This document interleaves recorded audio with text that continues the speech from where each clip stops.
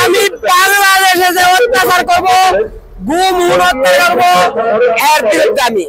কখনো তারা মানে না হার, কখনো তারা মানে না হার, কখনো তারা ভেঙে পড়ে না, কখনো তারা ভেঙে পড়ে না, কখনো তারা হার মানে না, কখনো তারা হার মানে না।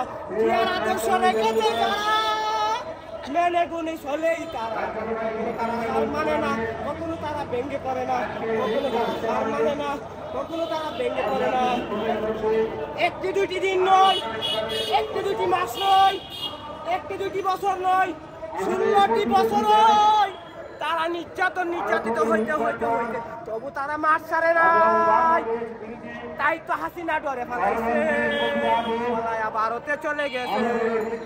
16 বছরে রক্ত রঞ্জিত হইয়া টিয়ারশেল গুলি, হেলমেট পাইনি আক্রমণ, লাঠি চার্জ হইতে তারা স্বাধীনভাবে কোনো হাসপাতালে চিকিৎসা নিতে পারে নাই। নাকি হাসানা মিশা? হ্যাঁ, হাসানা মিশা?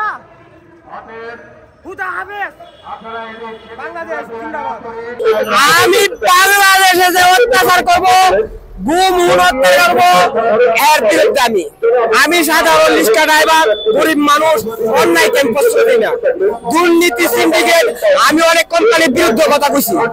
সিন্ডিকেট আমার বেশিরভাগ কথাই সিন্ডিকেট, দুর্নীতির বিরুদ্ধে সবচেয়ে বেশি। আমি কারণ কি বাংলাদেশ ঢাকা জল, আমি 2 টাকা বড় টাকাইছি, তোর আমি টাকাইছি, আজকে এই ফোন 20 টাকাতে লাগে। আমি সবাই দুর্নীতির কথাই কই।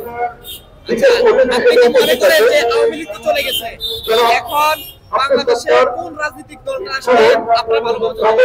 আমি মনে করি যে বাংলাদেশের মাঝে সবচেয়ে নির্যাতিত আমাদের 3 প্রধানমন্ত্রী ছিল। সে 16 বছর ধরে নির্যাতিত। 79 নম্বর রোডে যারা আমি গুলশান গাড়ি চালাইতাম, 79 নম্বর রোড, আমি গাড়ি নিয়ে একদিন গিয়ে দিই, তার বাড়ির সামনে 3টা বালু টাক দিয়ে তার গাড়ি গিয়ে রাখতে রাখছি। কারণ আমি এই রুটে গাড়ি নিয়ে যাই, কারণ আমি কইছি গাড়ি নিয়ে যাবো, পুলিশে আমার গাড়ি আনতে কেন ভাই গাড়ি থাক কেন, তুমি বুঝতে না। আমি বলি আমার বোঝা তুমি বুঝতো, আর আমি বুঝি, আপনি তো ভালো বুঝেন, পাগল আমি বুঝতাম না, আপনি আমার করলেন গিয়া কই আমার হালাতে রাখতে লাগছে কেন, তুমি এটা বুঝতো না। আমি কই ও মগের মনে চাইছেন বুঝি না, 3 বারে বিডি প্রধানমন্ত্রী বিডি রাখতে লাগছে, তুমি করতে না পারতে, তুমি করতে পারে মানুষ সমুদ্র হয়ে যাবো, মানুষের লোক না কথা বলতে পারে, তুমি এটা বুঝো। হ্যাঁ, এক বিডি প্রধানমন্ত্রী আরেক বিডি রাখতে লাগছে, এটাই দেশের বিচার। আমি তখনই আমি তারে ভালোবাসি, শ্রদ্ধা করি। কারণ কি 16 বছর ধরে সে নির্যাতিত শিকার, এবং বাংলাদেশের মানুষের মায়া মমতা সে ছাড়ে নাই।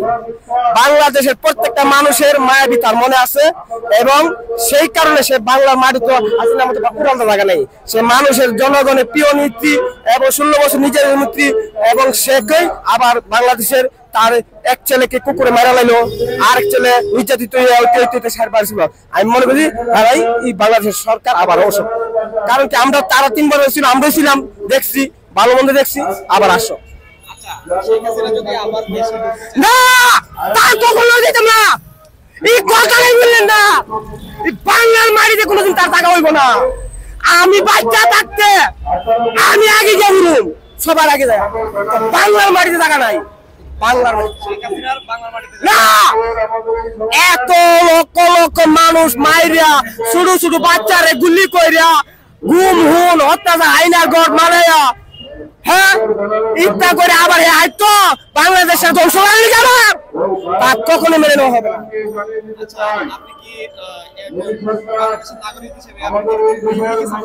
হ্যাঁ হ্যাঁ, কারণ কি এটা আমরা দেখতেছি, আর এক্সট্রা কোনো জল নাই, এক সপ্তাহ গেছে মিডিয়া।